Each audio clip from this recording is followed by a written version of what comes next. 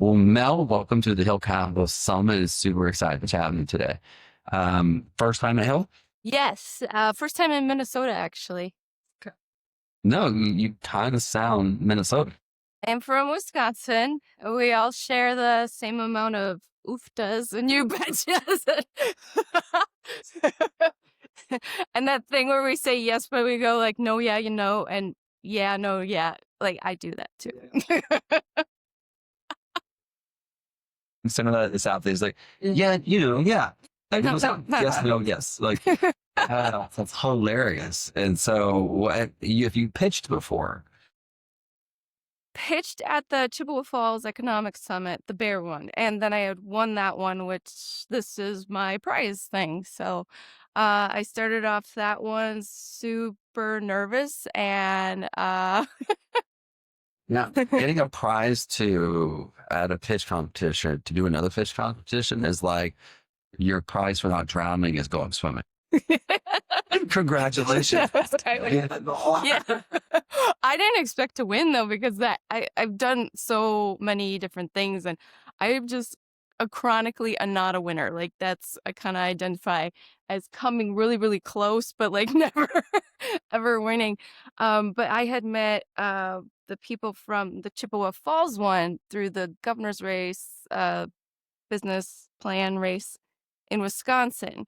And I had gotten all the way up into the top 20 and came so close, but I didn't win. And I wasn't even sure. I just figured, whatever, just another contest I didn't win. But Sarah had told me that it was over 15,000 businesses in the running for that.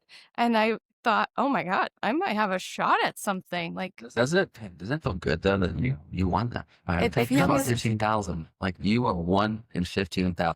yeah, it makes me feel like pretty good. But it also makes me feel like, what was it I said that made them like connect with me? Yeah.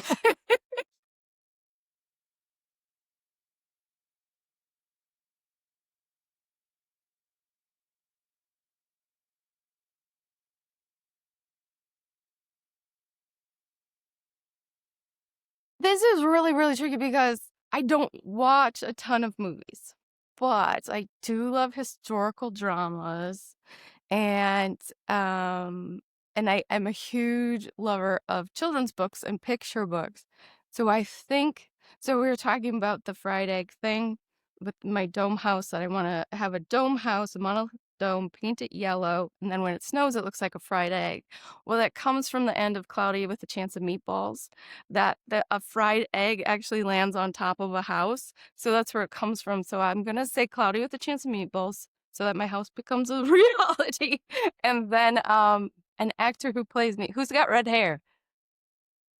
It doesn't, I mean, it can just be that you want to be, but it was the one from the show. It has my favorite male actor, and it's they're LA actors, and she wants to be an actor, and he's a piano player. No, I didn't.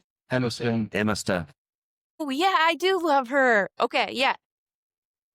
Oh, La La Land, great movie. Right. He's I get told that I'm like her a lot, so I think Emma Stone's a good choice.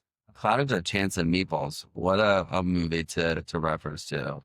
That one's got the pet strawberry in the movie too, and that might be ace to have a pet strawberry. No, I'm trying to figure out like the profoundness of that movie for me. I don't know. That was a long period of microcysis for me during that. So that's not what this is about.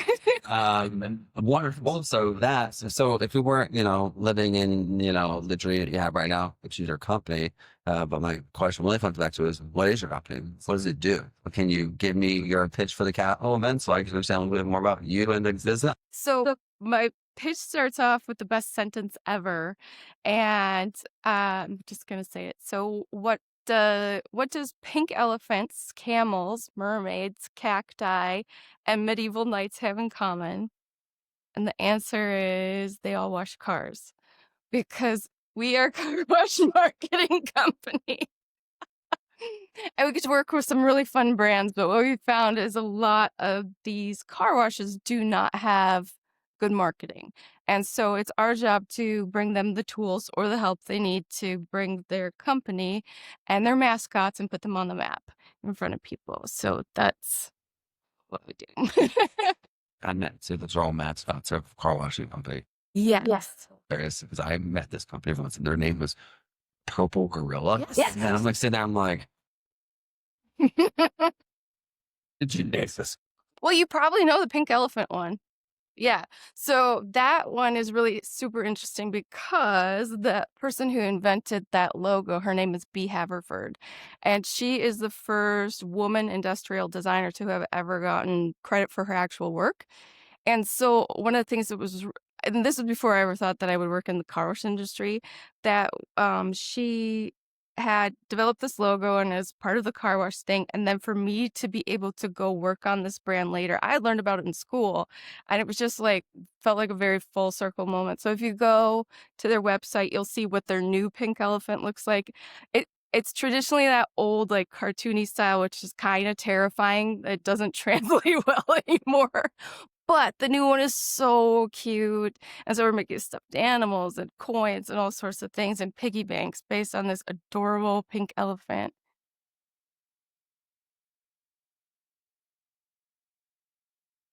You should. Recently I'm more involved in like what I refer to as hidden businesses. But one's like just doesn't make money, right? And then they have great profit margins, right? And which is probably why they have good profit margins because a lot of people participate in those margins. And so I love it. So you are all about the marketing of car wash, which is great because I hate a dirty car. Right? My wife is washing it, so I know our truck is so dirty. Because there's construction down the street from my house, this point was washing the other day, but it does hurt my soul. That's not so in shop. I always say that our car washes should have a construction special. So when there's a construction area and they're like the car wash closest to it, that would bring in. I've only had one do it, but like, wouldn't that be such a good idea?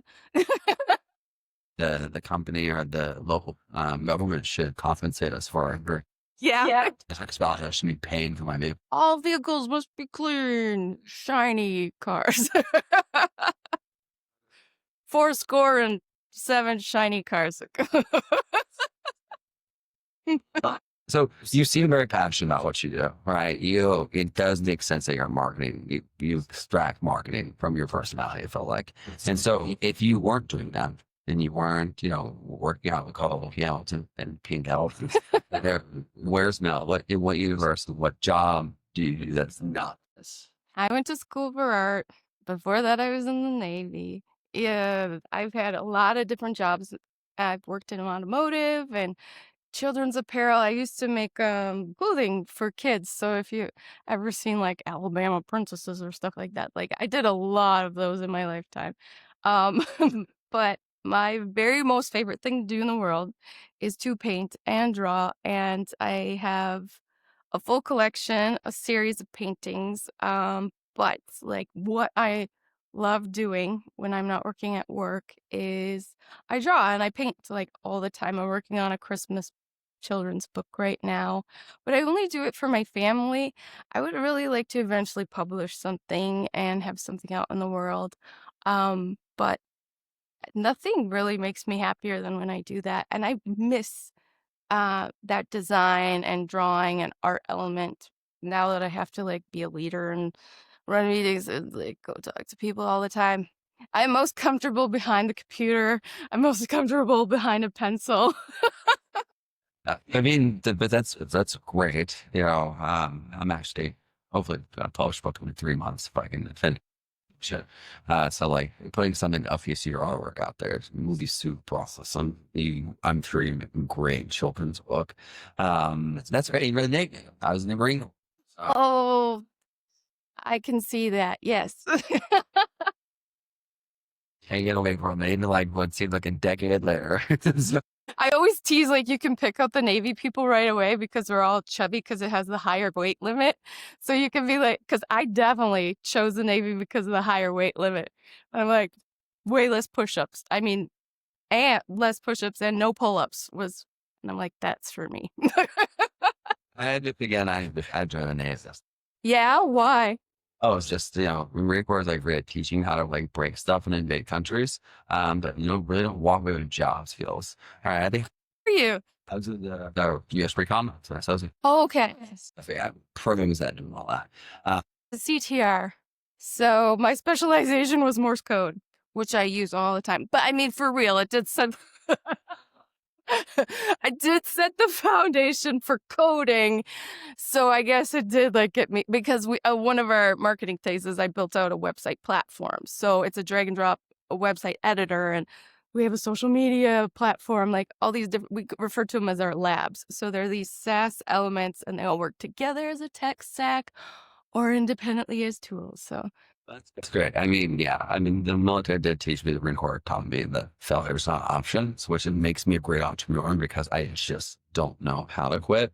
Now, I've retreated, failed a shot, and rebuild, right? But you've known to do that, and it's a different set of skills. what did you think of boot camp? I'd go back to boot. I thought it was so fun. Was a day, right? Gosh. It's like essentially a giant playground. You get to run around and like pretend things are on fire. It was considering like physically tough. Mm-hmm. Right? Yeah, absolutely. You get medical care if you get hurt. Like that's You're literally in a protective environment. I don't know if you've seen, there's a show on Netflix. It's called Boot. It's like, I haven't seen it, but people can recommend. I watched it. It's like probably the cinematically, next to like Full Metal Jacket, probably one of the closest recreations of like boot camp experience in the Marine Corps. Yeah. Right, with like a modern twist. You're like, so you're like, huh. It's had me think about it a little bit more. Like, yeah, I go back. I mean, not at this age, not at this weight, but I mean, at the time, it was so fun. Being 18 and doing it again, I would not go. I'm not going back 30. Me too. And didn't they? I feel bad saying this, but when you're a kid going through that, they seem ancient and like so wise, and they know everything, and they're like the only people who pack their own lunches. The rest of us have a hangover, and we're just like nursing it throughout the day. Well, it's good that you had that background, and so you could run that company, and it's great that you have alternate options because I know some joke from speaking, not all companies make it. So maybe you could be an author in the future, or maybe you can be acting to exit. Who knows? We'll see how her wealth and but so I kind of already answered the question though. So you like writing books and stuff. So you have hobbies outside of it. I have so many hobbies. So my entire goal in life is to be able to wake up and do whatever I want. So like every wall in my house is a different color. My basement is filled with paint. Like I have cement sculptures in the backyard. I have turned everything into its own world. So the whole reason that we have a business, the whole reason that we work as hard as we do is to be able to retire. And for my age demographic, like retirement is really outside the picture for a lot of us. And I knew that I was creative and I could make something, and that if I was ever going to be able to have my time to myself, I needed to build something that I could sell and make a bunch of money and then be able to just do whatever I wanted. So that is the entire goal. No, I love that. As someone who wakes up every day, decides what he wants to do, it's definitely important, right? But I find that entrepreneurs, and maybe this is my perspective, is I had several years there where I did whatever I wanted for a month. It was like, and I realized, well, I really do need structure stuff. So I kind of recreated my own version of like reality that has the things that I need to, I'm required to do, but I do my choice. Like at any point in time, I just wake up one day and it's like, you know what? I'm going to surf clear the schedule. Like I've done that numerous times where I'm like, hey, look at the calendar. I don't want to do any of this. I wish I had that option. That sounds so amazing. It's great because I think that's like helping my whole job is helping balance life, their business, you hand off things to grow the business. They either want more life than want more business, but they can't want it all by themselves. You need to hire for that. Right. And so I've done the systemically, I literally live what I preach. I've delegated out to all my personal staff, which I just call staff. right? Because it worked for me. Yeah. And I just want to be able to like do what I want, hang out with my kids. And so like that's the goal. Let's Well, we got that valuation for doing this and found out we were worth $4 million, and seeing that number on paper, knowing that my first sale was October 19, 2019, and that it was a $40 thing for editing a photo, and like that $40 has turned into $4 million. keep that voice. I do. I have it framed in my office. My husband gave it to me. Yeah, it's on display all the time. I just can't believe that I've built this. I can't believe that I made this. Like, it essentially was nothing, like it was an idea, and now it's a thing. And it's hard. I shouldn't say not like for me, like I'm sitting there sometimes I'm like, well, I can imagine it be what it is today. And like when you're like sitting back, like, oh, I just want to get this done and do this, and you're probably like, I just want to do this video. I'm not starved, right? I would really love to finish a project without a phone call, a text message, something's gone wrong. But with starting the business, no, the main goal, because it was during COVID, was I went and learned every revenue stream, and then then I set up a product for every revenue stream. So matter what happens in the world, we'd still be able to make money. And like that's what everything is based around with the labs, and having a SaaS model, having a marketing model, having a hands-on help approach. So like, yeah. We have e-commerce platform for signs. So our car washers can go and download signs and get them printed locally, or have us custom make them. It's like, are you familiar with ever heard of the company Gym Launch? Alex Moxie, the activist.com guy.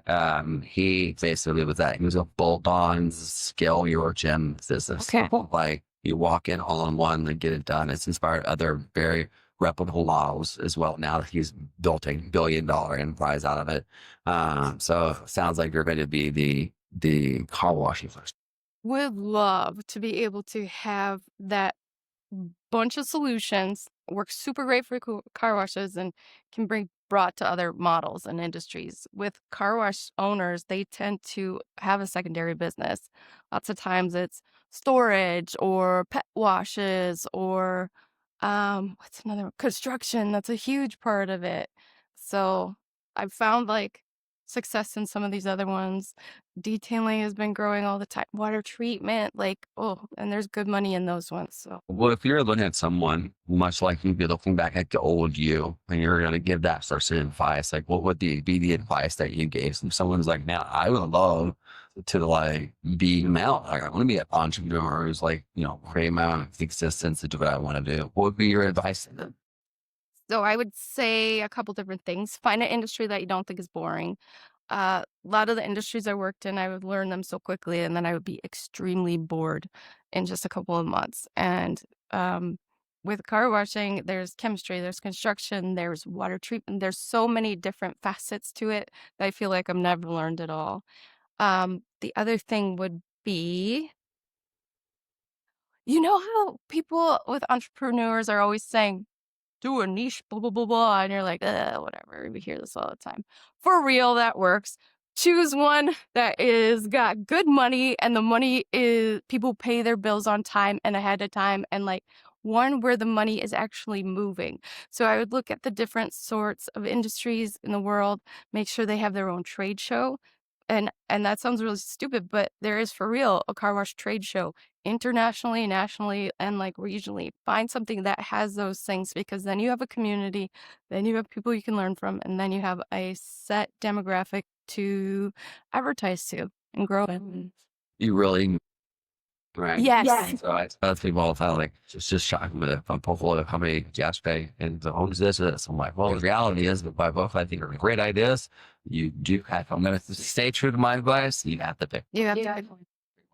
And you can go into other ones later, but once you are so strong one place, like then you can replicate. But I get asked to speak all the time. I've been to the White House. I've been to Amsterdam. I've been to, we were just in Atlantic City, and as a reward for speaking, they gave us a celebrity suite.